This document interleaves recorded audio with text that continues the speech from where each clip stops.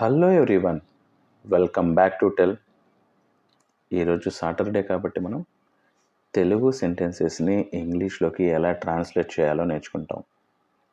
ఇక్కడ డిస్ప్లే చేస్తున్న ఈ సెంటెన్సెసే ఈరోజు మీకు నేను ఇంగ్లీష్లో ఎలా ఎక్స్ప్రెస్ చేయాలో నేర్పించబోతున్నాను.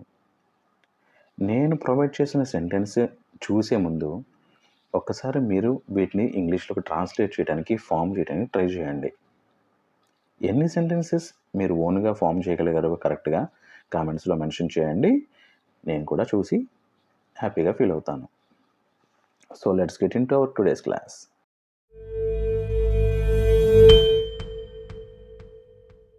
మన ఫస్ట్ సెంటెన్స్ మీకు నచ్చినన్నిసార్లు చూడవచ్చు. ఫస్ట్ ట్రాన్స్లేషన్ చూద్దాం. You can watch as many times as you like. You can watch as many times as you like. దీన్ని డివైడ్ చేద్దాం, స్ప్లిట్ చేసి నేర్చుకుందాం word by word.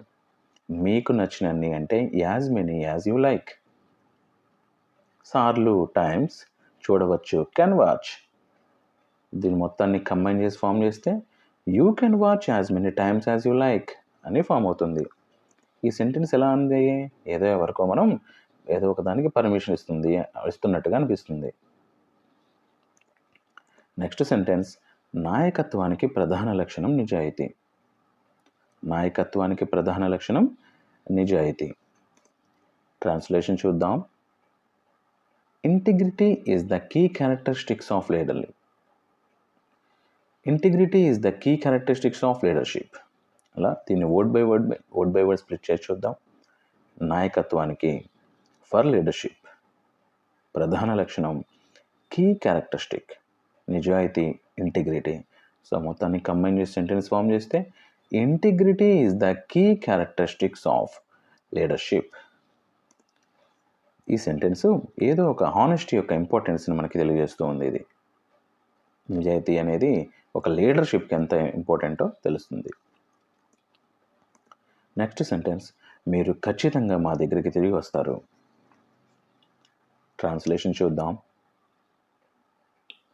You will definitely come back to us.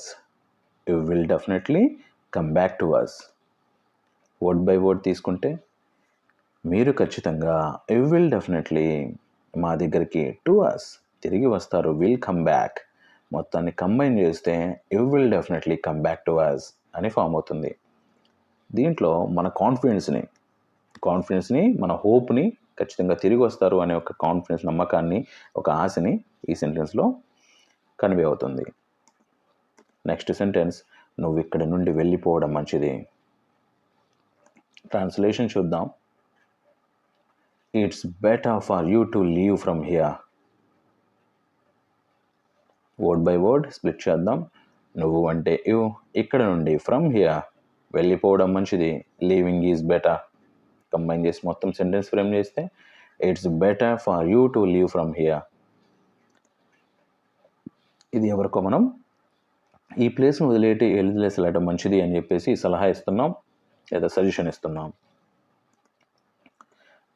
Next sentence మనం అప్పటికే అక్కడికి చేరుకోవాలి. Translation చూద్దాం.